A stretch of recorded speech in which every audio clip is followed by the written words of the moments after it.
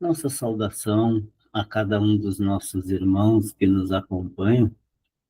É com bastante alegria e em mais essa oportunidade que a Sociedade Espírita Jesus, que a doutrina espírita nos oferece, de estarmos reunidos, tratando, abordando um assunto que diz respeito aos ensinamentos do nosso mestre, nos trazendo o caminho para a nossa condição de nos tornarmos espíritos melhores, de cumprirmos os objetivos nossos na reencarnação, ou seja, a de crescer, evoluir e de nos melhorarmos, de sairmos da existência melhores da existência física, né? Melhores do que quando nela adentramos.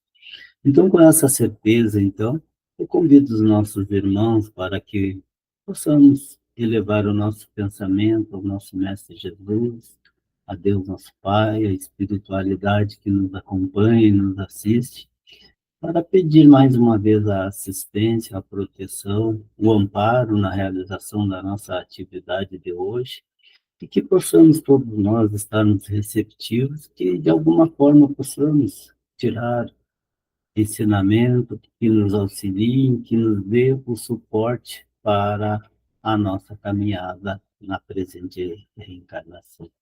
Que assim seja. Então, meus irmãos, a partir dessa pequena rogativa, dessa pequena prece, né? Essa breve prece que realizamos, nós, o tema que nos foi proposto para a nossa reflexão, para o nosso estudo de hoje, é obediência e resignação.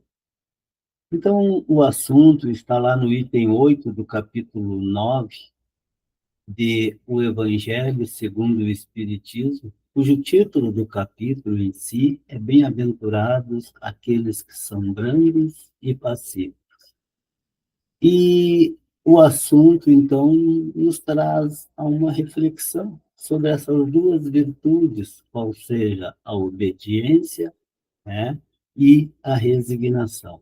São duas virtudes que, na realidade, aparentemente são simples, são fáceis, mas a gente sabe que toda virtude exige de cada um de nós, para que venhamos a alcançá-las, esforço, entendimento, compreensão e boa vontade.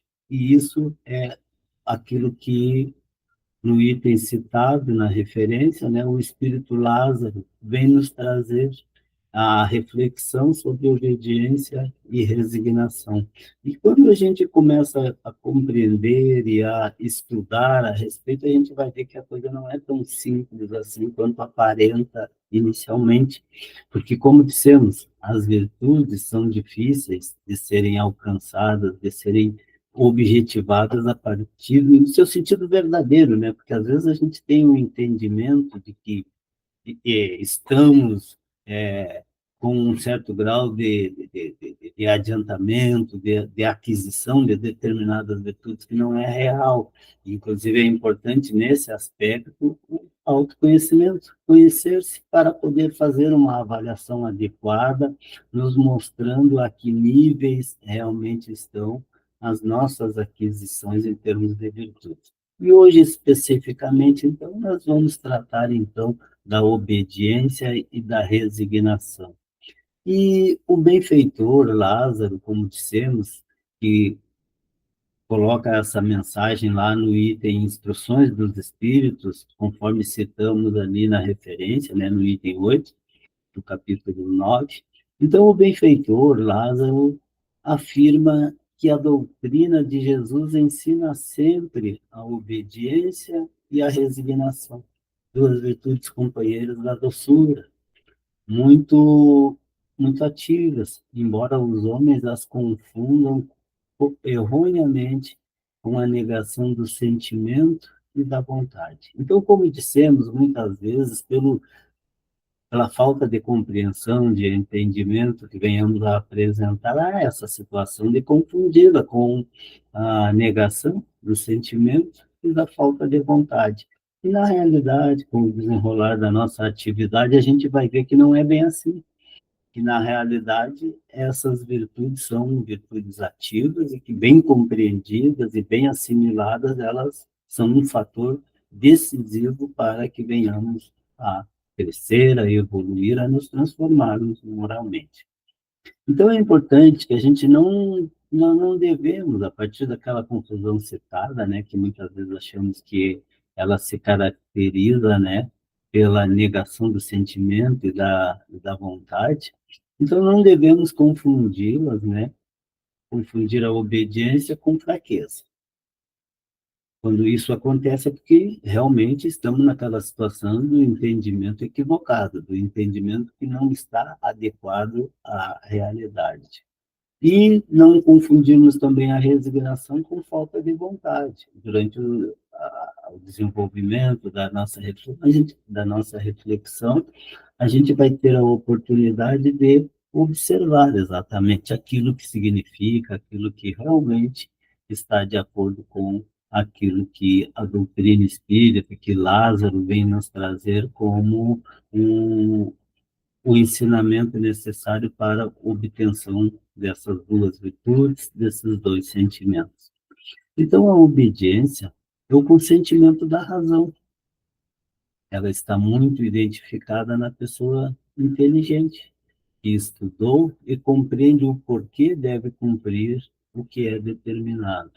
E se a gente parar para pensar, a gente vai ver que tudo no mundo, tudo na, na, na existência física, ou mesmo na existência espiritual, ao longo da nossa vida, digamos assim, tanto numa das etapas ou noutra, na física ou na espiritual, tudo depende de organização, né? Tudo depende de e, a partir dessa organização, nós nos submetemos às determinações, às ordens, e a partir do momento que entendemos esse mecanismo, a gente compreende e se submete. Naturalmente, quem é que se opõe à ordem? Naturalmente, é aquele ser muito identificado, muito caracterizado pelo orgulho, pela vaidade, né? Mas quando temos essa compreensão, então, a obediência, ela é o consentimento da razão. Ou seja, nós estamos fazendo aquilo, estamos obedecendo e cumprindo aquela determinação porque temos o entendimento, passa pela nossa razão essa compreensão, e a partir daí não é difícil de executar quando a nossa condição é de compreensão, de entendimento, e já estamos com um sentido de cooperação, porque tudo aquilo que é bem organizado e que cada um cumpre a sua etapa na tarefa, com certeza tende a fluir e a chegar a um objetivo efetivo, a um resultado que é de acordo com aquilo que foi planejado. Ela está muito identificada na pessoa inteligente. E a gente vai conversar em relação a essa questão, abordando a questão do Livro dos Espíritos, que fala da questão do progresso moral e progresso intelectual, né? Para dar embasamento a esse estudo, a essa constatação que estamos realizando. Então ela é muito identificada na pessoa inteligente, que estudou e compreende o porquê deve cumprir o que é determinado.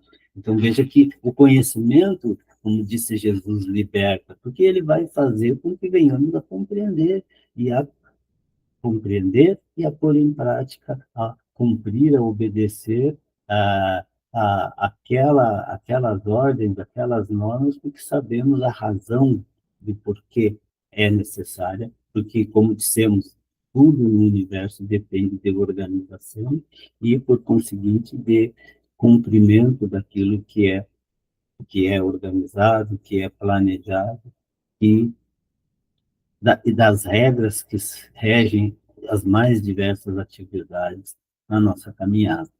E a resignação é o consentimento do coração, é o ato de submeter-se a algo que não está ao seu alcance modificar. E aí entra a necessidade de resignação, e aí entra a questão de não confundirmos a resignação com a falta de vontade.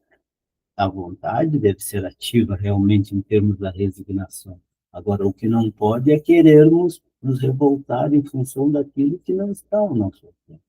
Mas a gente vai, no decorrer da nossa reflexão, compreendendo, entendendo melhor a partir daquilo que o benfeitor e Lázaro vai nos colocando e nos esclarecendo em relação às duas virtudes que ora estamos abordando. Então, ambas são forças ativas, porque levam o fardo, das provas que a revolta insensata deixa cair. Naturalmente que quando nos revoltamos, nos falta o entendimento, a compreensão para que venhamos a desenvolver tanto a obediência quanto a, a, a, a outra virtude que estamos estudando, quanto à resignação. Né? Tanto uma quanto outra são forças ativas, então, que nos proporcionam a oportunidade de seguir com as provas, né, que a revolta insensata faz com que não venhamos a obter êxito nessa busca, né? Então, são forças ativas porque se sabe a razão de sermos obedientes e resignados, como vimos. Então, a partir do momento que se entende o porquê de determinadas situações, é mais fácil a gente seguir em frente e, no caso específico, então, tranquilamente, é exatamente dessa forma que as coisas acontecem.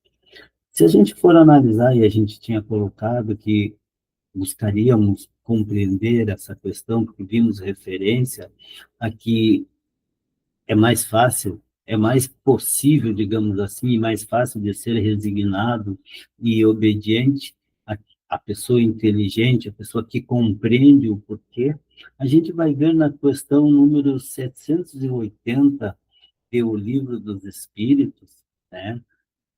Um questionamento de Allan Kardec à espiritualidade, onde o benfeitor questiona o progresso moral acompanha sempre o progresso intelectual, ao que os benfeitores espirituais responderam.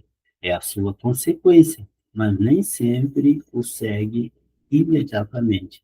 Então, os benfeitores espirituais vão responder para Kardec se o progresso moral acompanha sempre o progresso intelectual, eles vão dizer que é a consequência, ou seja, o progresso intelectual o progresso moral é a consequência do progresso intelectual, mas que nem sempre o segue imediatamente, ou seja, esse progresso nas duas áreas do conhecimento, o moral e o intelectual, ou o intelectual e o moral não andam juntos. Normalmente acontece primeiro o intelectual, e, a posteriori, num segundo momento, e numa velocidade razoável, variável de pessoa a pessoa, de espírito para cada espírito, na sequência, então, vem o progresso moral. Então, eles não andam juntos. Tá? Primeiro, o intelectual, que vai servir, como vimos pela resposta do benfeitor, de base para que o moral venha a acontecer logo em seguida. Né? Então, já num questionamento, e outro questionamento dentro do mesmo questionamento, né, na questão 780A, Allan Kardec questiona novamente a espiritualidade. Como o progresso intelectual pode levar ao progresso moral? Aí ele quer saber como isso pode ocorrer.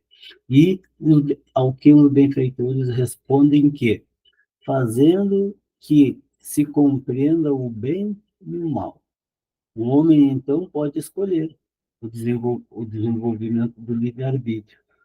Acompanha o da inteligência e aumenta a responsabilidade dos atos. Então, aí ele querendo saber como que o progresso intelectual pode auxiliar e pode proporcionar o desenvolvimento, né? O progresso pode proporcionar o desenvolvimento intelectual, ou melhor, o intelectual ser o subsídio, ser o que proporciona um progresso moral, é que, como dizem os benfeitores, né?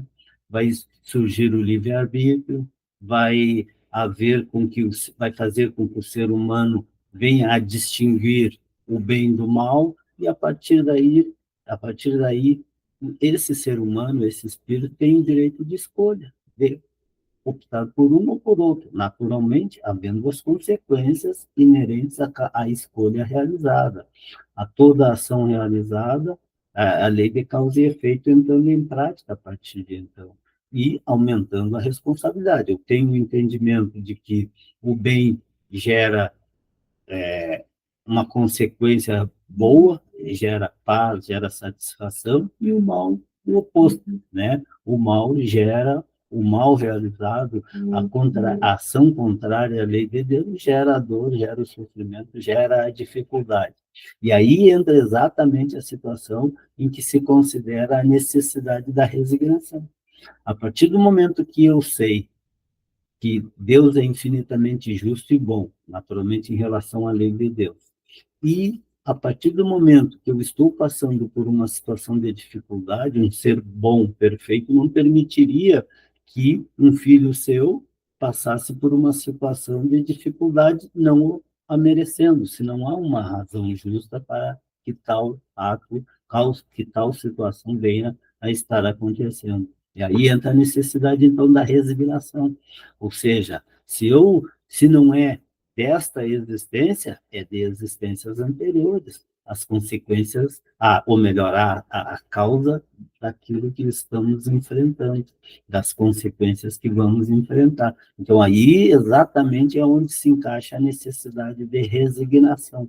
Ou seja, Deus sendo infinitamente justo e bom, eu estando passando por situação difícil, não é porque Deus está simplesmente querendo, não, ele é justo, ele é bom ao infinito, né? E, então, se eu estou passando por isso, é porque em algum momento da minha caminhada eu transgredi a lei de Deus. E aí eu tenho que ser resignado em relação àquilo que é a consequência das minhas próprias escolhas. E já num outro questionamento, ainda dentro da questão 780, agora 780b, Kardec questiona, nesse caso, como se explica que os povos mais esclarecidos sejam frequentemente os mais pervertidos? Então, aí Kardec quer saber, né, da espiritualidade, o porquê dos povos mais esclarecidos, na normalidade, serem os mais pervertidos, os mais identificados com as maletas, como é que vamos dizer assim, ó, com os aspectos com a pouca evolução moral, em outras palavras. Então, aí a resposta dos benfeitores. O progresso completo constitui o objetivo, é a destinação. Mas os povos, como os indivíduos, só o atingem gradualmente, enquanto o senso moral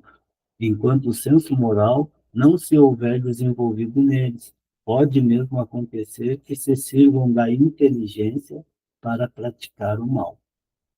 O moral e a inteligência são duas forças que só se equilibram com o passar do tempo. Então, na realidade, é aquilo que havíamos visto, uma complementação à questão anterior. O progresso moral e o progresso intelectual não andam juntos. Primeiro se desenvolve o intelectual para só depois, então, acontecer o progresso moral. E, naturalmente, a partir do momento em que temos o direito, né, a humanidade tem o direito, o espírito tem o direito de escolher entre o bem e o mal, e ele pode, apesar da intelectualidade, do desenvolvimento intelectual, estar muito identificado com a maldade, né? E aí entra a questão do comprometimento, porque como o próprio mestre nos disse, a quem muito foi dado, muito será cobrado. Então é importante a gente já, sempre que possível, estarmos adequados à situação de nos identificarmos com o bem, buscando sempre pôr em prática a nossa condição de espíritos imortais, instruídos, buscando tanto o conhecimento na área da intelectualidade quanto da moralidade, porque é disso que o espírito vai, é esse o patrimônio que o espírito levará consigo ao longo dos seus estágios, né, das suas jornadas, tanto no plano espiritual quanto no plano físico.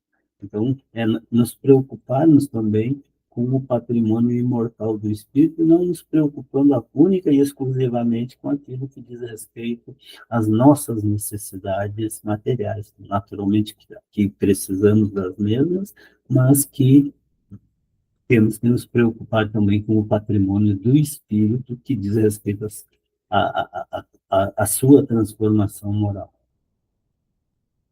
Então, o benfeitor Lázaro segue a nos explicar que o frouxo ele não pode ser resignado, da mesma forma que o orgulhoso e o egoísta não podem ser obedientes, porque naturalmente são situações opostas, né? O frouxo ele não pode ser resignado, porque ele não vai ter a força necessária, o covarde, ele não vai ter a força necessária, força moral, naturalmente falando, para o enfrentamento das adversidades, compreendendo-as da forma que está fora do alcance de modificá-las, normalmente são as consequências daquilo que nós mesmos tenhamos realizado, principalmente em relação às questões da lei de Deus, e, por conseguir, ter a força moral para esse enfrentamento através da resignação, sem a revolta. E o orgulhoso e o egoísta não podem ser obedientes. Tranquilamente a gente compreende o orgulhoso, o egoísta. O orgulhoso pensa que é melhor do que todos, sabe mais do que os demais. Por conseguinte, não estará sujeito a se submeter à obediência de alguém. Essa é uma dificuldade, por isso que a doutrina espírita, o mestre, sempre nos colocou a necessidade de superarmos, pelo autoconhecimento, identificar o orgulho em nós e combatê-lo veementemente, porque ele é um dos grandes objetivos, um dos grandes impulsores da nossa queda, daqueles sentimentos que dificultam a que venhamos atingir a nossa condição de espíritos melhores. Então, é importante a gente estar atento a essa virtude, a essa falta de virtude, que é o orgulho e o egoísmo, para combatê-los e assim podermos seguirmos em frente. E o benfeitor Lázaro nos diz que Jesus foi a encarnação dessas virtudes desprezadas pela antiguidade materialista. O mestre nos deixou muito claro isso. Ele, né, o mestre, veio no momento em que a sociedade romana perecia nas fraquezas da corrupção e veio fazer brilhar no seio da humanidade enfraquecida os triunfos do sacrifício e da renúncia carnal. É aquela situação que tínhamos colocado, que Lázaro já nos trouxe, a necessidade de trabalhar pelos valores, por aquilo que é o patrimônio do espírito, e em detrimento daquilo que é o benefício da matéria, porque naturalmente o que é uma existência física de dor, de sofrimento, de dificuldades em relação à eternidade. Se a partir dessas dificuldades, enfrentando-as com resignação, que é um dos assuntos a serem trabalhados, que estamos trabalhando, que o benfeitor nos traz para a reflexão. Então, a partir dessa capacidade de sermos resignados, né, buscarmos a nossa felicidade depois, quando retornarmos à pátria espiritual, que é a felicidade eterna, em detrimento de uma satisfação passageira que vai nos comprometer a nossa existência como espíritos imortais. Então, ele segue a nos dizer que é importante que percebamos que Jesus não apenas falou, o Mestre nos deixou os ensinamentos pela exemplificação. E isso é verdadeiramente algo que chama a atenção, porque dentro da nossa condição de espíritos imperfeitos é comum a gente dizer faz o que eu digo e não faz o que eu faço. Ou seja, não conseguimos aliar as duas situações. E o Mestre não, ele como Mestre, modelo e guia da humanidade, veio e nos exemplificou exatamente, nos dizendo o caminho a ser seguido, tendo sido exatamente aquele que o nosso mestre seguiu naquela situação em que existe aquele ditado, né? porque todos nós sabemos que a palavra, o ensinamento convence, mas que o exemplo, a exemplificação arrasta. Que nós possamos ter em mente essa necessidade e que isso possa ser a prática de cada um de nós na nossa caminhada. Então, o benfeitor segue a nos dizer que cada época é assim marcada pelo cunho da virtude ou do vício, que a devem salvar ou perder. Então, isso é natural para a humanidade ao longo da sua existência, as épocas marcadas pela virtude ou pelo vício. O vício a gente sabe, no que resulta, lei de causa e efeito, como havíamos citado. E a virtude é a satisfação, é o bem-estar, é a felicidade, é a elevação moral, a salvação, como sempre colocou o nosso mestre. Então, estamos vivendo, segue ele a nos dizer, momentos difíceis. A sociedade está carente de educação. A educação começa no lar. Então, é importante que a gente perceba que a nossa responsabilidade como pais, como chefes de família, pai e mãe, naturalmente, nos referindo, né, pai, nesse sentido, que tenhamos a preocupação de que a educação começa no nosso lar. Muitas vezes temos o entendimento equivocado de que nossos filhos vão aos estabelecimentos escolares, aos estabelecimentos de ensino para serem educados.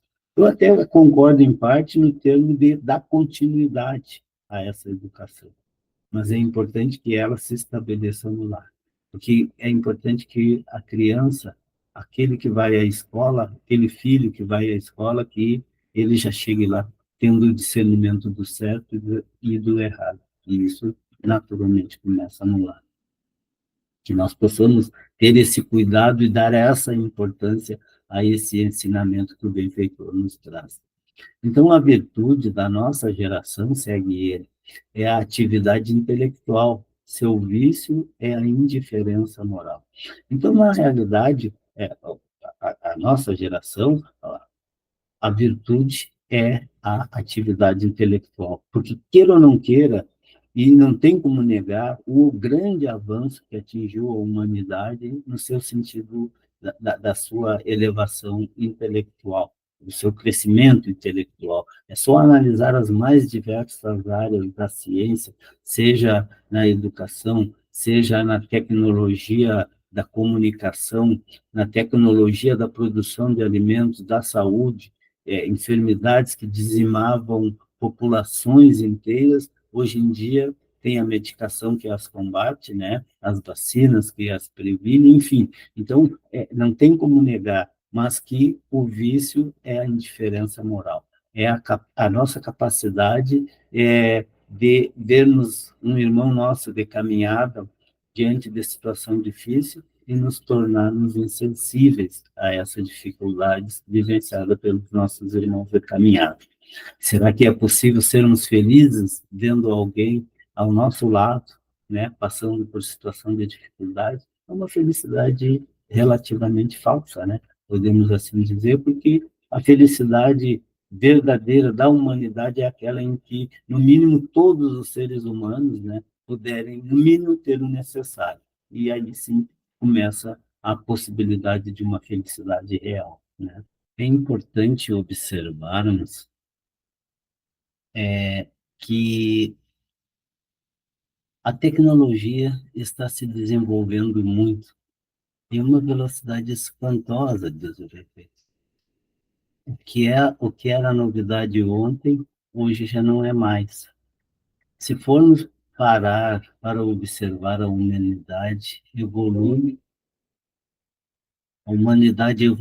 ela avança a passos lentos, é bem de verdade.